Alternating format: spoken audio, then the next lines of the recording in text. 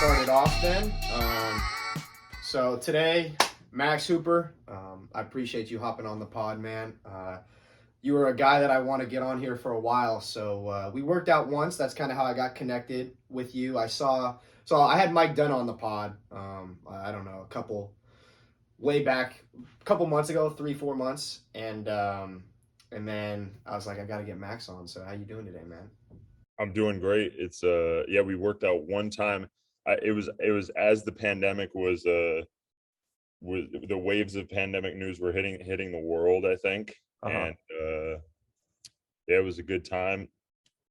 Social media helps you keep up with people, so I followed your career a little bit, Right. and it's awesome you're doing this. It's always good to share people's stories, and there's just so much you can gain from just hearing people's journeys and hearing people's perspectives. So I'm looking forward to catching up today. Yeah, man, 100%. And I know just from basically following your posts and working out with you, I know the type of dude you are and what my podcast or what the whole idea of kind of my thing is called Through It All, it embodies like a story like yours. So that's really what I want to tap into today. So just to kind of start it off, we'll just go from, ground zero and like what kind of got you into the art of shooting a basketball.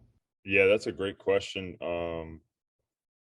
I've reflected on that a lot over the years, and really what it was just um like a childlike fascination, at age 4, just in the backyard, um shooting and shooting and shooting and shooting and shooting just for fun with no training. My father or my mom didn't play, no one in my family played, so I didn't have anyone coaching me along, but it was just a fascination with watching the ball go through the hoop.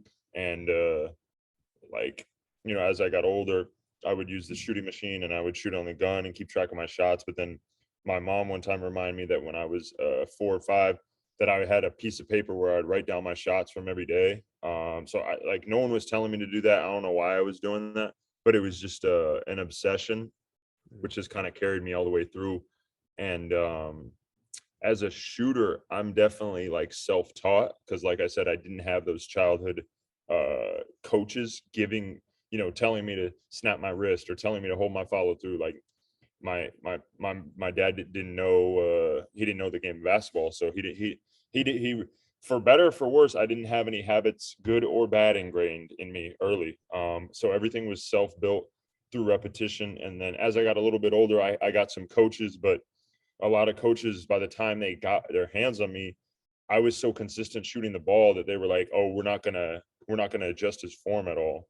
So from day one, it was just on my work. And it, I mean, in retrospect, it was work, but I wasn't like working on my shot. I was just doing something for fun, the same way a kid might play with blocks or a kid might play with trains. I was just, you know, the ball and the hoop was just my toy from day one. And just was fascinated with seeing, how consistent I could be, and how how often I could make it go through the hoop, basically. Mm. So you mentioned you write down all the types of shots that you hit during a workout, like your makes and misses and stuff. That was like, as a little kid, I'd be That like, was a little okay, I kid. made 40 out of 50 today. I made Mm. 100 out of uh 150 or whatever. As I got older, I would chart stuff when I was able to as well. Mm. What was the main key for you when my shot's not feeling the way it normally does today? What key would you say or phrase would you say to yourself that would tap you back into the normal rhythm of your shot? Yeah, I think I mean, even you see so Steph is regarded as the greatest shooter of all time, and he has 0 for games. He has 0 for 12 games. Even in the playoffs, the biggest games of the year, he goes 0 for 10. So everyone is going to go through those stretches where you're going to miss shots. Um, and something that, like, kind of an evolution of myself as a player was, um, throughout my career, I was always like known as a shooter on the team and a consistent shooter. Um, but as the stakes got higher and higher, as you move through high school, more competitive, I switched high schools, played at a more competitive high school. Then you go into college, the stakes just get higher. And um, sometimes I find that the people who want to do well, the hard workers or the gym rats, if you will, um, they try so hard that they almost try too hard to the point that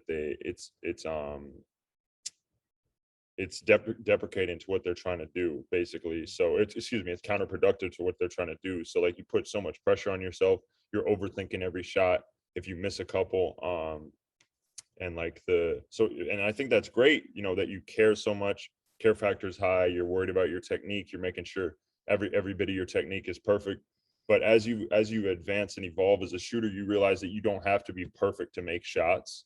Mm. um so and you want your form to be as consistent as possible, but if it breaks down, um you can't think, oh, I missed this shot because my left pinky was slightly off place, Yeah. especially in the heated battle or if you're on the road, the opponents are screaming at you.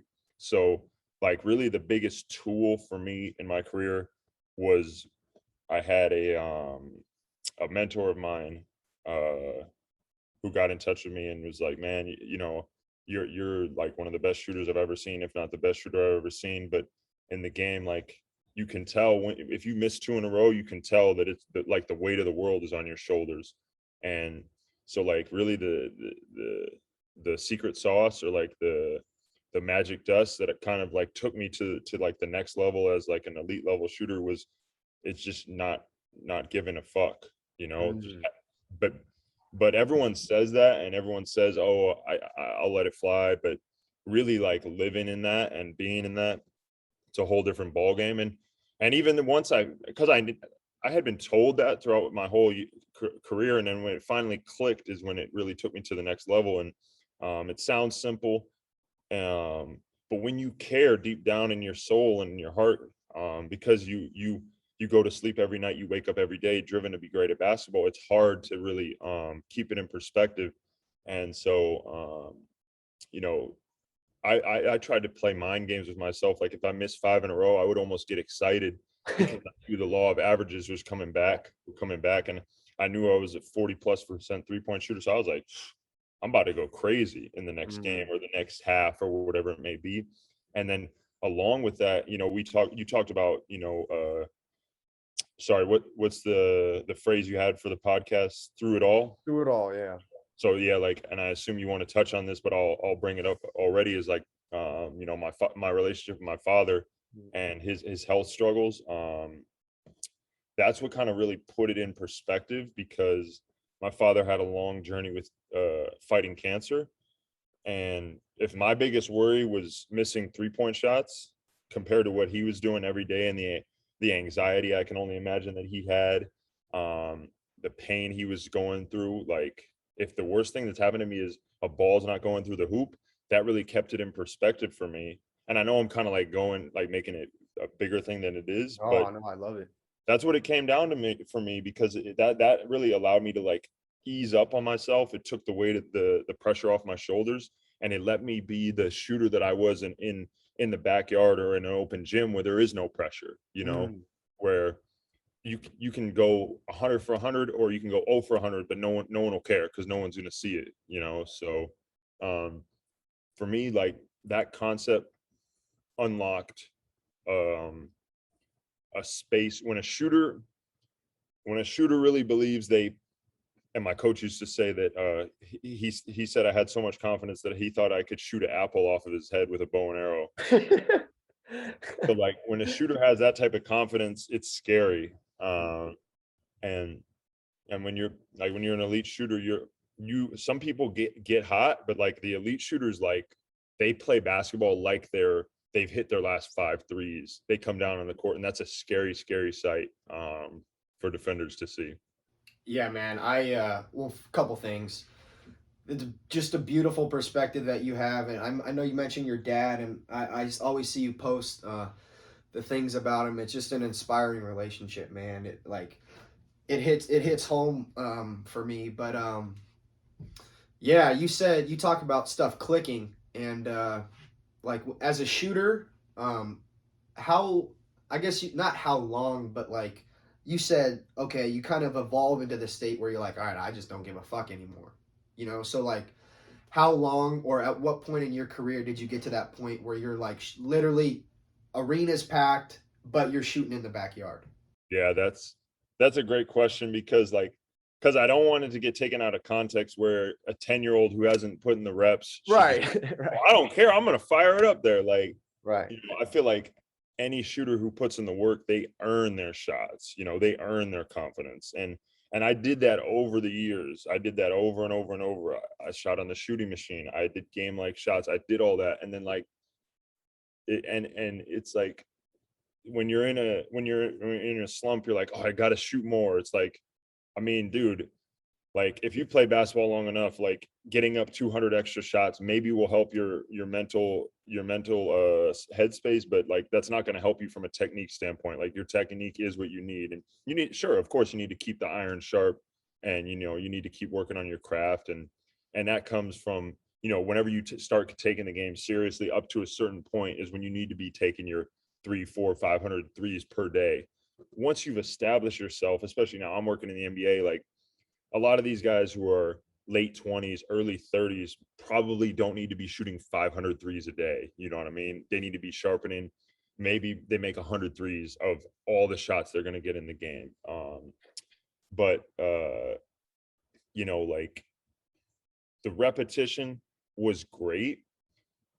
But then for me, it almost made me want to stop shooting a huge volume of shots because it's like, okay, I can make 90% of my threes in an empty gym, Mm. but here I'm going 1 for 5 in the game, and I just feel like I'm a better shooter than that, you know? So, and I wouldn't say I ever had any like terrible seasons, like college, 42% career three-point shooter.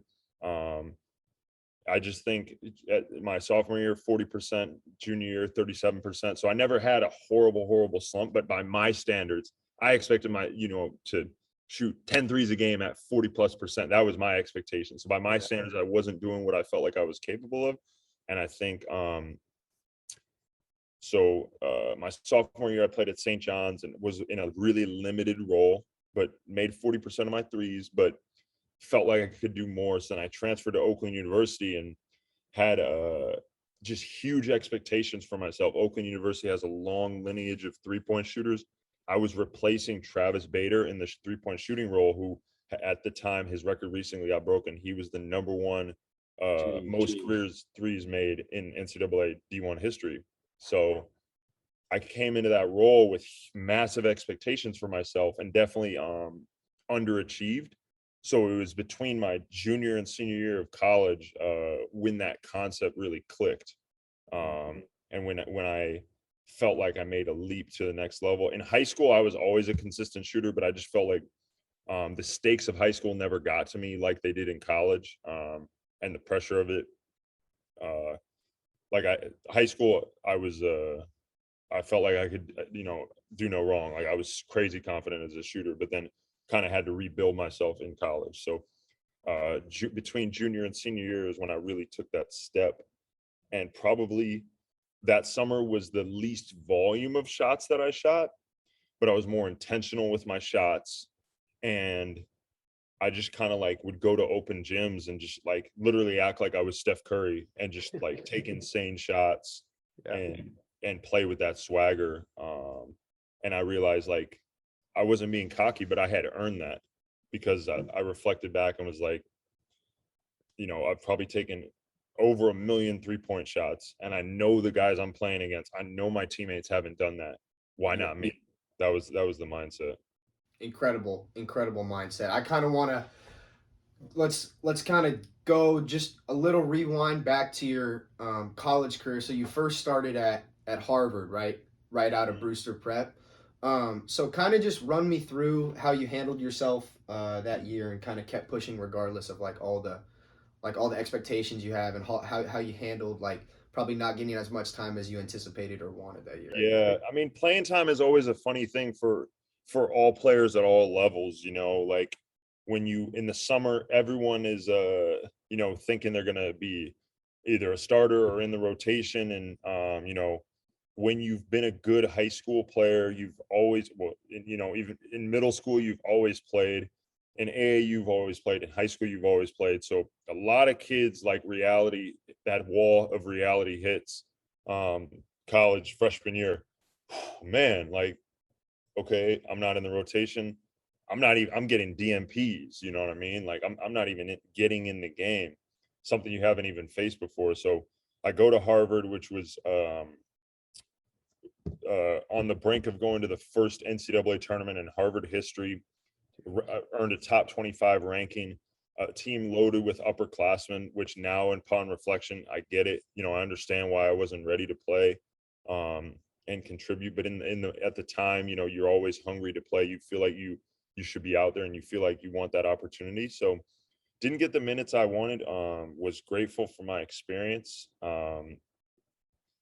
But and you know, in retrospect, sure, would I have loved to stay 4 years at Harvard and you know walk across that stage, get the Harvard degree? Yes, that would have been great. But you know, I'm a basketball player and well, basketball, you know, person through and through. An aspiring basketball coach now, so I felt like I wanted to go somewhere where I'd worked so hard on my craft. I wanted to go somewhere where I felt like I would get the opportunity to play. And funny enough, I transferred to St. John's, and in the Big East at a higher level in the Ivy League, I actually played more minutes. So and the Harvard team was probably better than the St. John's team. That was a really good team. So like I said, I understand, like, no ill will towards the Harvard coaching staff. I understand. Probably would have gotten my time if I was patient, but go to St. John's and yeah, actually, yeah, and I'll touch on what you said. Like at Harvard, despite not getting, I only appeared in 2 games, so I basically essentially redshirted the year, but didn't.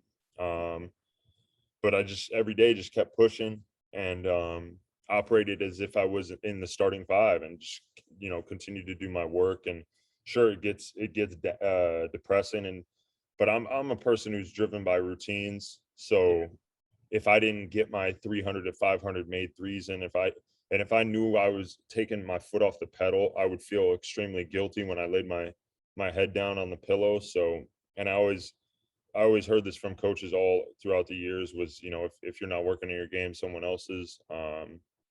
So I mean, I took that to heart and then transferred to St. John's. I had to sit out a year. So I had a whole year to dedicate to just working on my game. And I took that extremely seriously. And then when I got this eligible at St. John's, I played about 9 to 10 minutes a game. Still wasn't as much as I wanted, but it was like a refresher to get that out there on the court. And because I just love to play, you know, even to this day, I play pickup basketball all day long, or like I'll play wherever. I just love to play, so I wanted to be in the mix. I wanted to compete, and just staying that with that working mindset is what drove me all the way through, despite not getting um, the consistent playing time all throughout. That's amazing attitude, man. I can relate too. You know, especially when it gets hard because I haven't played too much these past 2 years. So the feeling of not playing in, it's no one else's fault but my own. You know, I take full accountability for that, obviously. But it's just like those days can get a little bit long, especially if you get wrapped up inside your mind. So to do what you did and keep going as hard as you could on your routine is amazing. So you finished up your career at Oakland, and just an amazing stat. I know people probably always talk about this with you, but it's like I got to read it real quick. So you took over 203 pointers without a 2 point attempt in a season. What was that? Not necessarily the stat, because obviously that's amazing. You're the only player in NCAA history to do that. But what did that year and experience? How was that for you to see that all play out? Because that was the year you said where, all right, I'm just going now. You know. Yeah, so for me, like my goal throughout my whole career was to play in the NBA, you know. That was what drove me. It was never to My goal was never to play in college. My goal was never like it was only to play in the NBA. That was the only goal I had, like in terms of like the level I wanted to reach. So for me, and I kind of look back and like I kind of took certain accomplishments for granted because like getting like scholarship offers, like I didn't even get excited about that because I was just like, you know, this is just part of the journey. Like I have to go play in college if I want to play in the NBA. And I wasn't like a top ranked player. So like I should have been like, this is pretty cool that people like are recruiting me and interested in me and want Yeah. me. Um, but like we never like as a family, like we never celebrated that, or like it never meant anything to me. And looking back, I worked hard, I earned that. Like I should have been proud, and I am proud of every stage of my career. Um, but I came to being a fifth year senior, right? I'm a fifth year senior. It's the last crack at it, basically. So there's a sense of urgency. I always operated with a sense of urgency. Um, but so my father was diagnosed with cancer in during my freshman year at Harvard, and then he fought it basically through my whole college career, and then he had a stroke caused by the cancer right before my senior season. So that was like a game changer, and that was when his health took a turn for the worst. And so that kind of just like, as if I needed any extra motivation, that just gave me the extra motivation. He had he had all his trips booked to come up to all my games. Like he was going to be seeing us on the road and at Oakland, and he amidst his work schedule, so he's going to be crisscrossing the country. um and sure enough, he only was able to attend one of my games that whole season. So for me, that was like the culmination of everything. That was the culmination of hard work. JJ Redick was my idol. Mm. um so I kind of liken that to like my JJ Redick moment that season, in terms of, if you watch me play, I wasn't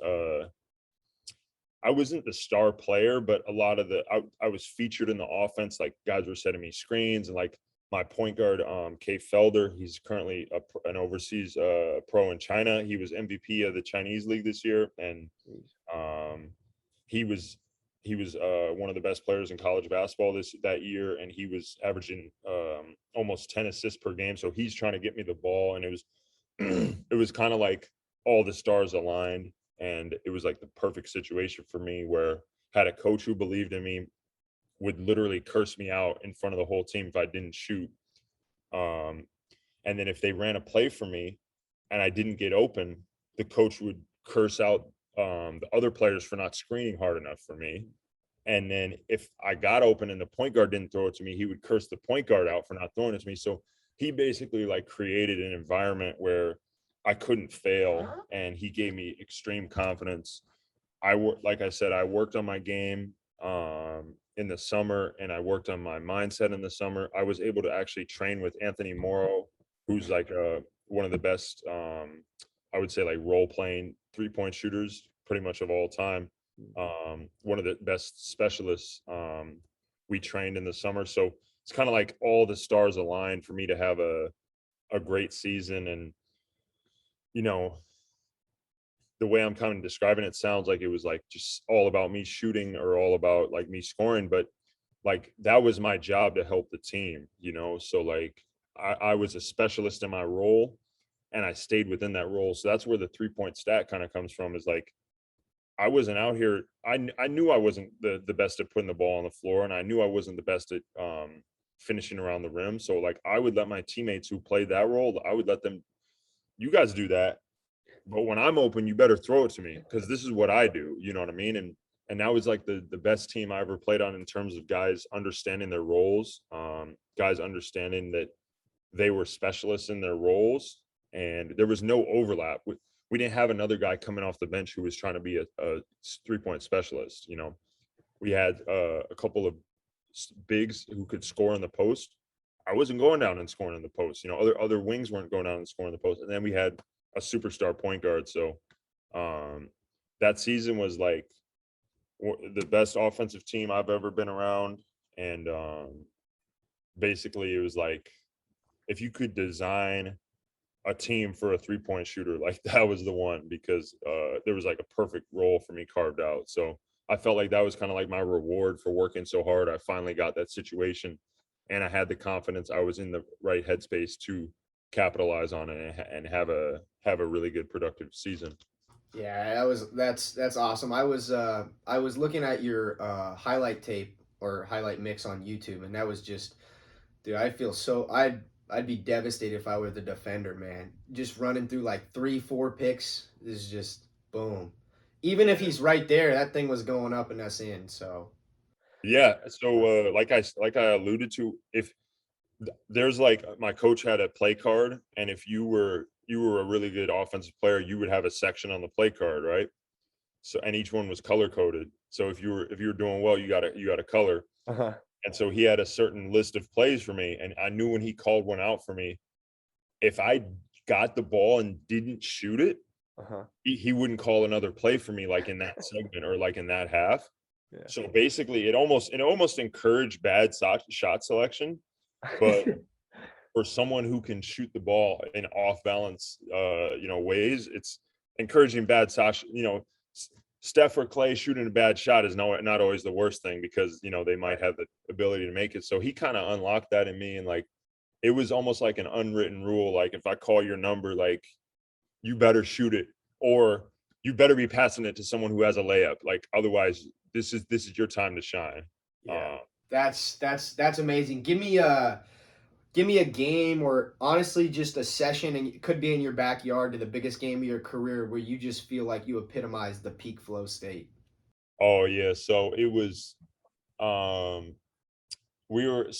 anyone who knows who's played college or even high school basketball knows when January comes around, like that January February stretch when you're in conference play, all the teams know your plays, all the teams know know the players. It can be the dog days, and when you're playing in Michigan, it's freezing cold, like it's just a vibe about it, like during that time in the season. So and some teams kind of take off in that time, and some teams like take a nosedive. So we had been playing really good basketball, but we hit a little rough patch in early January. So late January, we were in the Horizon League, and that league is always up and down. Anyone can win on a given night. So you go on a road trip. You go to Wisconsin, where there's Milwaukee and Green Bay. So you'd hit both of those teams, and then you go home. And ideally, you want to sweep the road trip if possible. So we had lost two games at home to teams that we had no business losing to, two of the worst teams in the league. And so our season was, I wouldn't say it was hanging in the balance, but if we didn't like put together a good stretch, we weren't gonna we ended up finishing second in the conference. If we hadn't put together a string there, we would have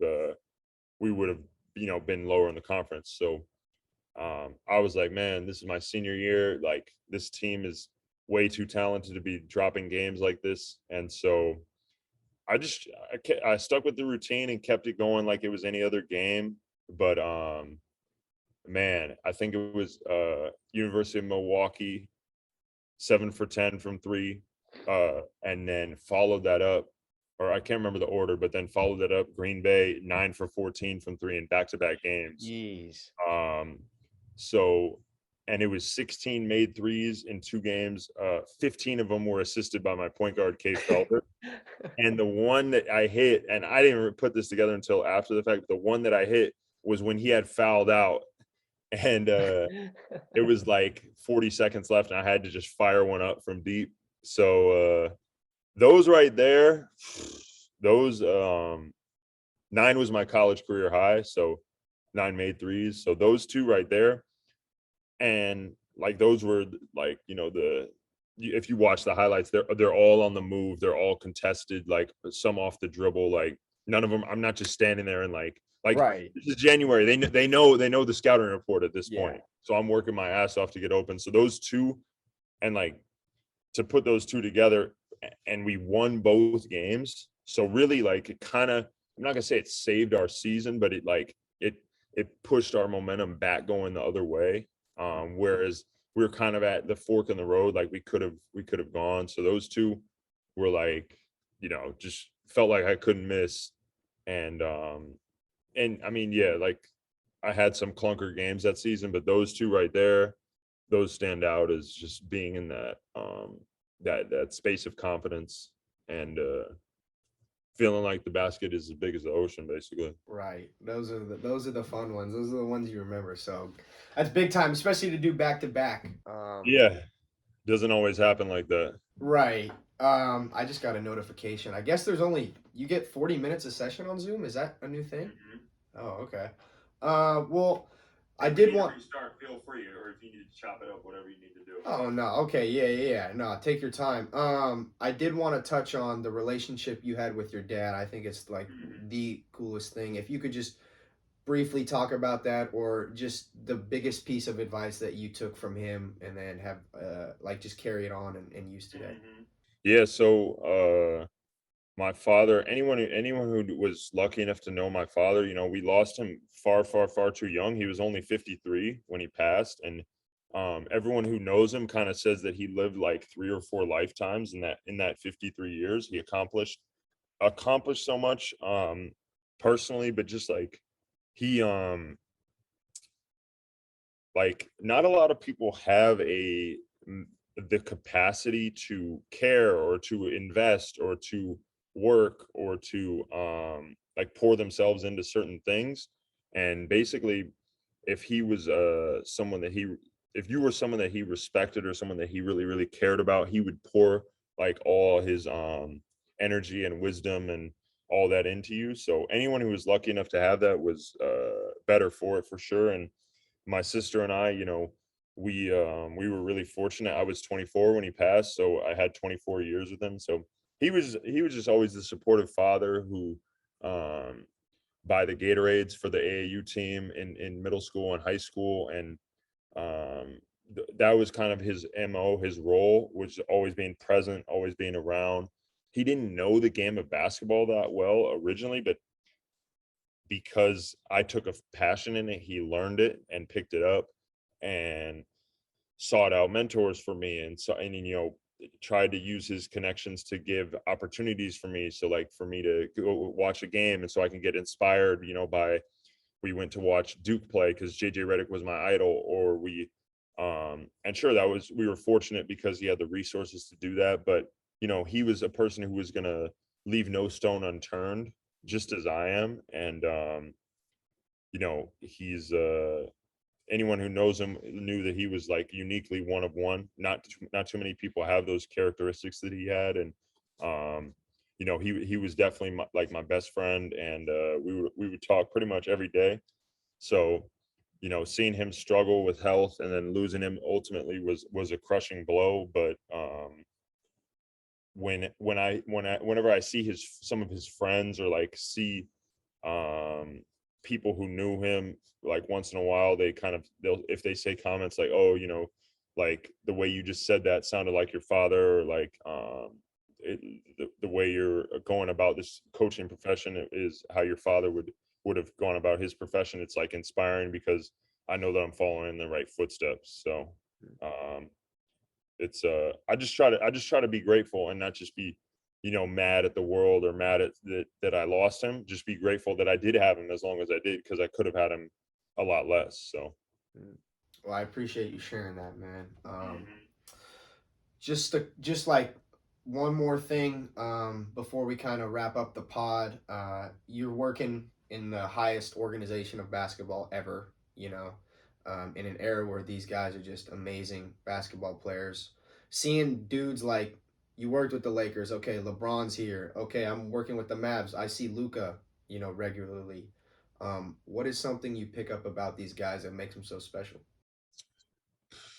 I mean, for those two, it's different between those two. Obviously, they both have extreme God-given natural talents in different ways. LeBron more from a physical athleticism standpoint, um, with, without even mentioning the the mental capacity he has for the game, the comprehension, the IQ, the anticipation. With Luca, it's a or let me touch on LeBron first. It's like ultimate competitor, extremely extremely competitive, um most disciplined in terms of taking care of his body. That's why you see going into year 20 he still has the juice in the legs. Hmm. And then the ability to read the game from a schemes perspective, x's and o's perspective. Basically, like, he's been around the game 19 years at the highest level. If you try to throw it at him, he's seen it, whether it's a double team, a box and one, blitzing, pick and rolls, switching, whatever. He's seen it all. So, and he has like a catalog of like his recall of like, oh yeah, I remember that play in like 2013 in game 3 of the Eastern Conference Finals. Like they ran this coverage. Like he says stuff like that. Mm. So his like leadership on the floor, like as a coach, if you're trying to execute a scheme or execute a play, you feel very, very comfortable with that guy on the floor. Like he's going to direct traffic and he's going to read the play the right way. And if he doesn't, he's usually not going to make the same mistake twice. He's gonna adjust. So that's him. And then Luca is uh just um IQ for the game extremely high. And with him, it's like a looseness about him that you never feel like the weight is on the weight of the world is on his shoulders, or the moment gets too big for him. He's just kind of he kind of is operating like he's playing an open gym, and he's just balling, and he doesn't get rattled. He's seen all the pick and roll coverages and defensive schemes since he was 14, playing pro. Right. So like the stuff you throw at him, like it's almost like robotic, like the reads, like, okay, if they do this, then I do this. If they do this, then I do this. Yeah. And he's just reacting. And the game is really, really slow for him. Like young players, or especially like rookies in the NBA or whatever, like are like playing at a frantic pace and like everything's going 100 miles an hour. But he just as if you can watch him, you see him. You watch 5 minutes of him, you can see him. He plays at his own pace. Um, he's so big and strong, you can't take the ball from him. And then he's gonna do what he wants. Like he's gonna get to where he wants, and he just reads the defense. So both of those guys, they just pretty much embody greatness at the pretty much the highest level of basketball in this era possible. So I'm blessed to be around those guys and just soak it up, and don't ever take it for granted, because like not there's I could be working for a team that doesn't have those guys in a couple of years or whatever. So you never know how it goes. Great perspective. Thank you. I'm gonna stop recording and then just restart it.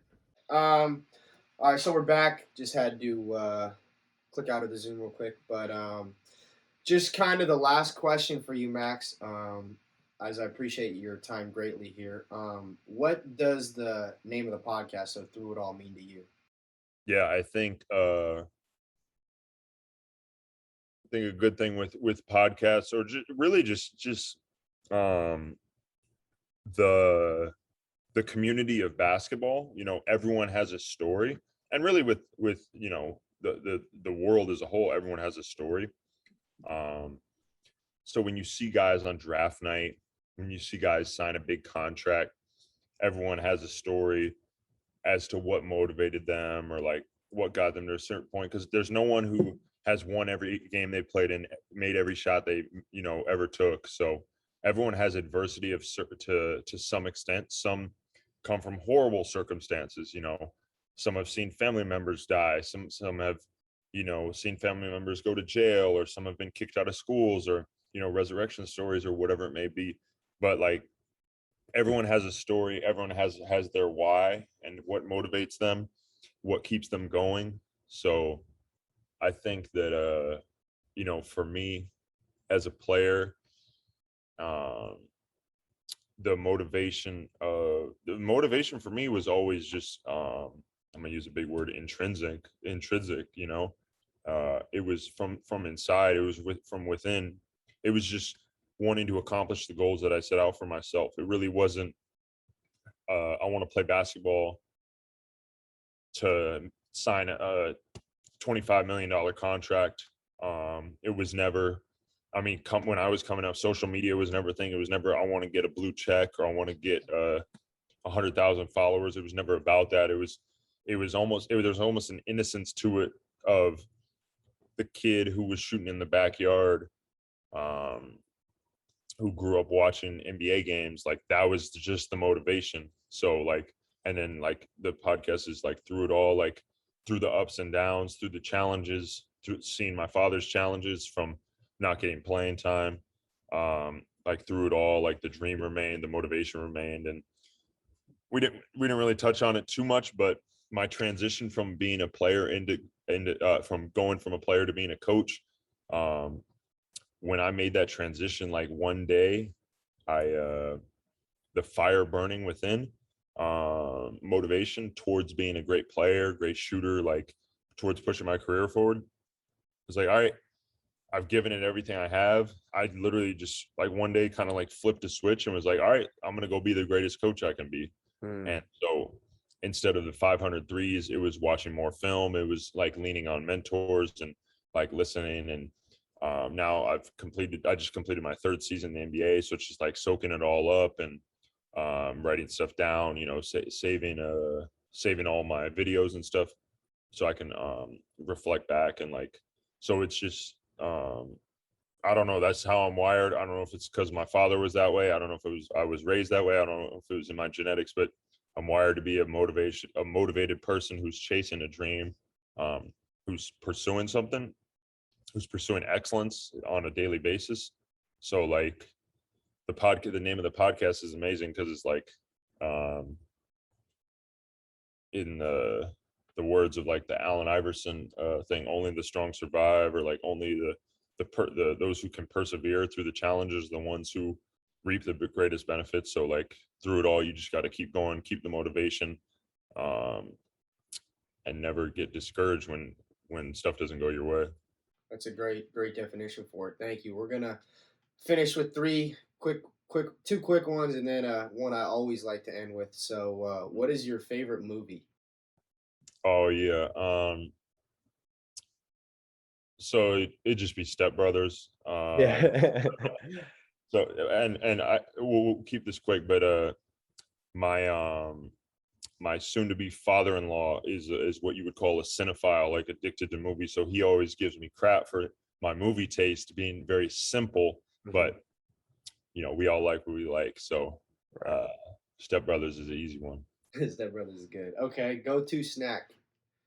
Um, we in the Mavericks facility we have protein bars. So I probably eat a meal per day worth of and any chocolate protein bars or like sports bars or whatever. So that's an easy one too. That's big time. All right, and then the last question: what advice would you give to yourself at your lowest? I would say,